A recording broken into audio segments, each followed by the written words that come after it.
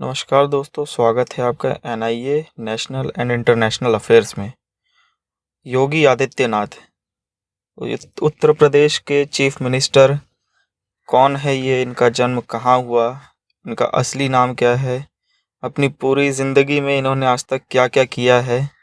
साधु थे ये। साधु से सीएम तक का सफ़र इन्होंने किस तरह तय किया है, आज इसके बारे में जानेंगे।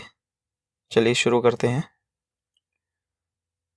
तो बात है कुछ 5 जून 1972 की। इस दिन उत्तर प्रदेश के पौड़ी गढ़वाल में पंचूर नाम का एक छोटा सा गांव है, जहां इनका जन्म हुआ। आज ये इलाका उत्तराखंड में है और उत्तर प्रदेश के इस गांव में इनके माता पिता, जिनके पिताजी का नाम था आनंद सिंह बिष्ट, जो कि एक फॉर्मर फॉरेस्ट गार्ड थे, और इनकी माताजी का नाम था सावित्री देवी। इनके यहाँ इनका जन्म हुआ और ये अपने घर में दूसरे सबसे बड़े बेटे थे। इनके अलावा 3 भाई और 3 बहनें और हैं। ये कुल 4 भाई और 3 बहनें हैं। जब इनका जन्म हुआ तो इनके माता पिता ने इनका नाम रखा था अजय सिंह बिष्ट। और इनकी प्राथमिक शिक्षा जो है इन्होंने पौड़ी और ऋषिकेश के लोकल स्कूल्स में की। जब इन्होंने अपनी प्राथमिक शिक्षा पूरी करी, उसके बाद ये ग्रेजुएशन करने के लिए उत्तराखंड के इन्होंने हेमवती नंदन बहुगुणा गढ़वाल यूनिवर्सिटी से इन्होंने मैथमेटिक्स में अपनी ग्रेजुएशन कंप्लीट करी। ग्रेजुएशन के कुछ समय बाद इन्होंने लगभग 1990 में अपना घर छोड़ दिया और उसका कारण रहा अयोध्या में चल रहा राम मंदिर मूवमेंट।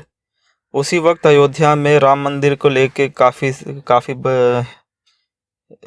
हिंसक बवाल उठा था, जिसके लिए पूरे देश से कई लोग वहाँ पे पहुँचे थे, जिसमें से एक योगी आदित्यनाथ भी थे। इन्होंने उस मूवमेंट में जुड़ने के लिए अपना घर 1990 में छोड़ दिया था। वहाँ पहुँचने के कुछ समय बाद इनकी मुलाकात हुई महंत अवैधनाथ से। महंत अवैधनाथ उस समय गोरखपुर में गोरखनाथ मठ के महंत यानी हेड प्रीस्ट थे। वहाँ पहुँचे योगी आदित्यनाथ। उस समय अजय सिंह बिष्ट के नाम से ही इन्हें सब जानते थे, पर जब ये महंत अवैधनाथ से मिले तो उनके शिष्य बने और वहाँ पर उन्होंने अजय सिंह बिष्ट को योगी आदित्यनाथ का नाम दिया और उन्हें अपना उत्तराधिकारी घोषित किया। यानी कि अगर उनकी मृत्यु हो जाती है तो आगे चल के गोरखनाथ मठ का सारा कार्यभार योगी आदित्यनाथ के कंधों पर आएगा।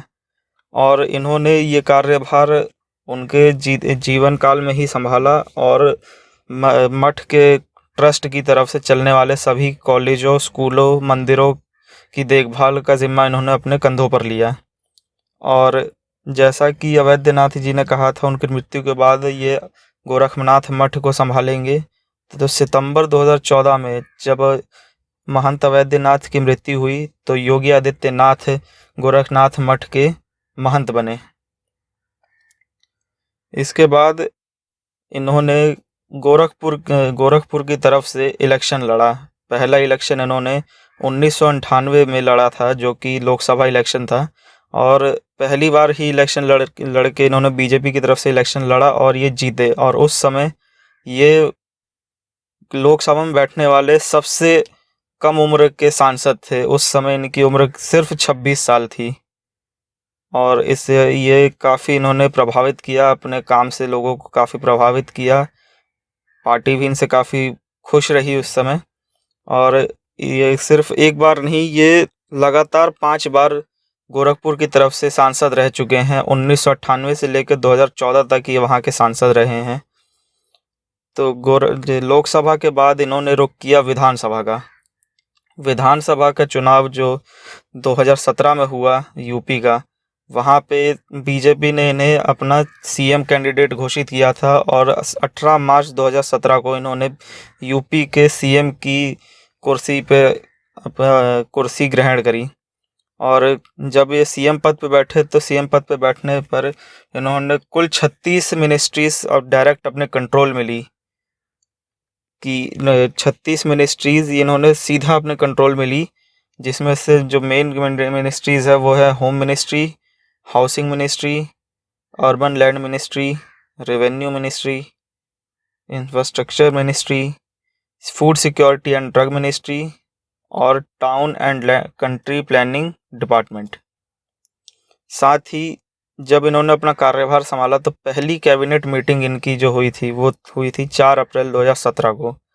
और उस समय इन्होंने अपना सबसे बड़ा डिसीजन जो लिया, जिससे इन्होंने पूरे प्रदेश के किसानों की ज़िंदगी बदल दी, वो उन्होंने लिया कि इन्होंने लगभग स्टेट के 87 लाख किसानों को, छोटे किसानों का लोन माफ़ कर दिया है, जिसका कुल अमाउंट लगभग 36,000 करोड़ से भी ज़्यादा था।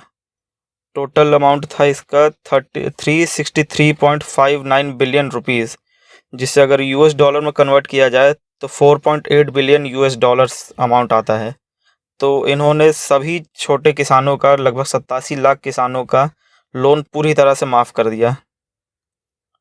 साथ ही इन्होंने महिलाओं की सुरक्षा के लिए भी कदम उठाया, और जो कि इन्होंने अपने इलेक्शन मैनिफेस्टो में कहा था, प्रचार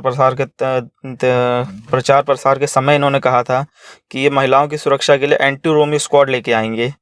तो एंटी रोमियो स्क्वाड इन्होंने शुरू करी 2017 में ही, और 2017 से लेकर जनवरी 2021 के बीच में एंटी रोमियो स्क्वाड ने महिलाओं के साथ छेड़छाड़ करने वाले लगभग 14,454 लोगों से भी ज़्यादा लोगों को अरेस्ट किया।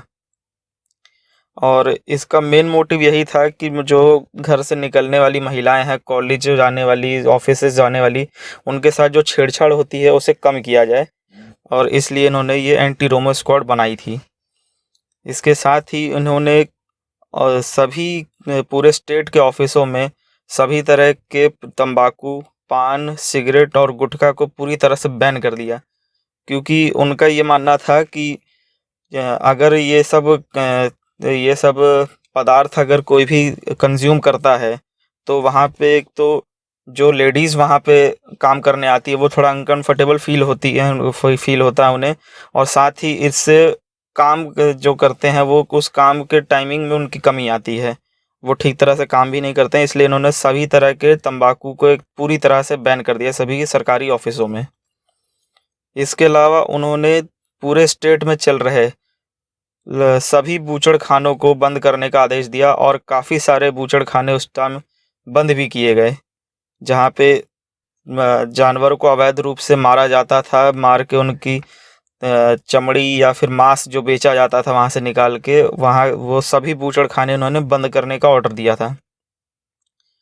साथ ही इंफ्रास्ट्रक्चर की बात करें तो इन्होंने वर्ल्ड की सबसे बड़ी स्मार्टफोन मैन्युफैक्चरिंग फैक्ट्री का उद्घाटन किया इन्होंने पीएम नरेंद्र मोदी के साथ और कोरिया के प्रेसिडेंट जे-इन के साथ है। और ये फैक्ट्री इन्होंने नोएडा में इसका इनॉग्रेशन हुआ था, और ये पूरे देश की, सॉरी माफ़ कीजिएगा, पूरे वर्ल्ड की सबसे बड़ी स्मार्टफोन मैन्युफैक्चरिंग कंपनी है। और इस फैक्ट्री के लिए इन्हें और इनकी सरकार को ये क्रेडिट दिया जाता है कि इन्होंने 50 मेगावाट पावर और 22 किलोमीटर लंबी इलेक्ट्रिक लाइन को सिर्फ 4 महीने में बनाने का रिकॉर्ड इन्होंने कायम किया है सैमसंग की मोबाइल प्लांट के लिए।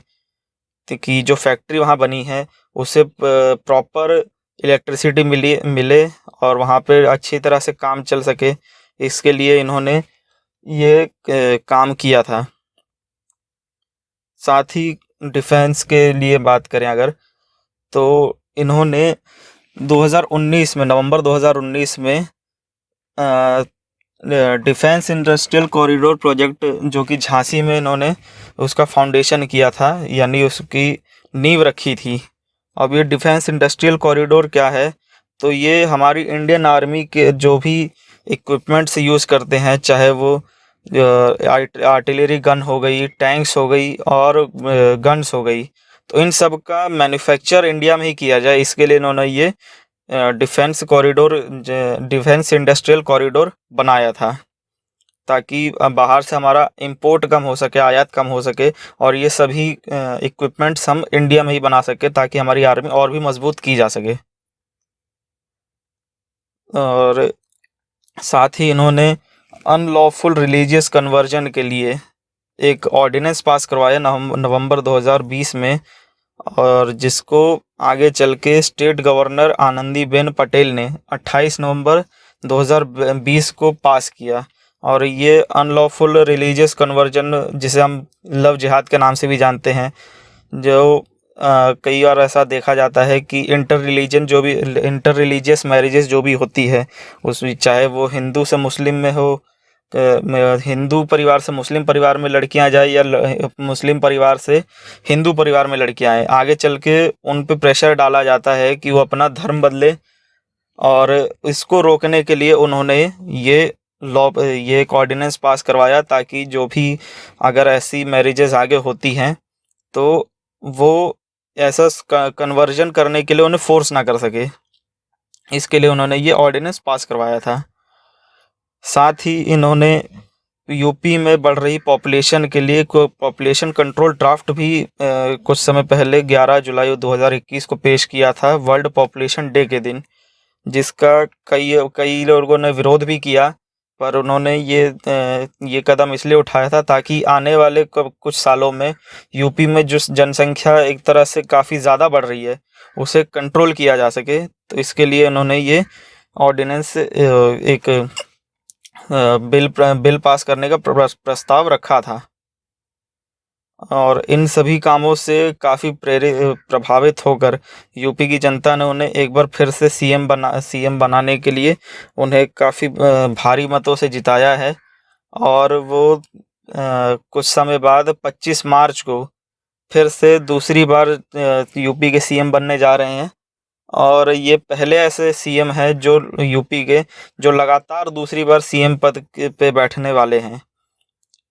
तो ये थे योगी आदित्यनाथ जी। इन्होंने अपनी ज़िंदगी में आज तक जो भी किया, हमने आपको पूरी डिटेल में बताने की कोशिश करी है।